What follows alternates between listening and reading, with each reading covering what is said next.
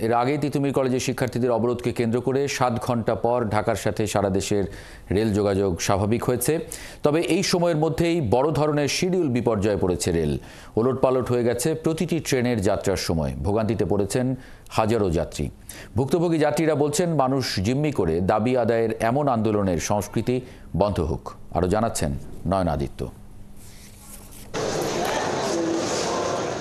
স্টেশনের প্ল্যাটফর্মে অপেক্ষায় 6টি ট্রেন, আর তাতে বোঝায় হাজারো যাত্রী। তবে গেল 5 থেকে 6 ঘন্টা অপেক্ষায় আছেন এই যাত্রীরা। বিকেল 3:25 রাজশাহীগামী সিল্ক সিটি কমলাপুর স্টেশন ছেড়ে গেলেও তা তেজগাঁও থেকে আবারও ফিরে আসে। কারণ মহাখালীতে রেল লাইন অবরোধ করেছে তিতুমির কলেজের আন্দোলনরত শিক্ষার্থীরা। এটা তেজগাঁও পর্যন্ত গিয়েছিল, ওইখান থেকে আবার ব্রেক আসছে। ওইখানে তো 2 ঘন্টা অপেক্ষা করছে। এরকম অনেক হাজার হাজার প্যাসেঞ্জার পাওয়া গেছে, তার বিয়ে সকলের সমস্যা।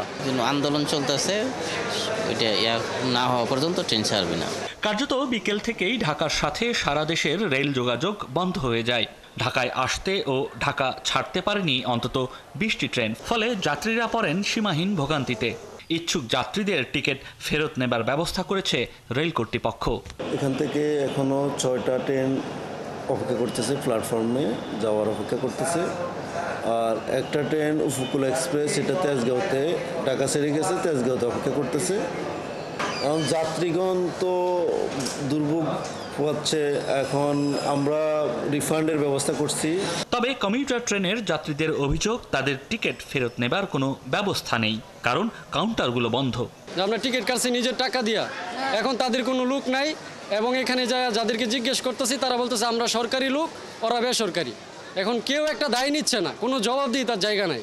তো আমরা এখন কোথায় যাব, কার কাছে যাব?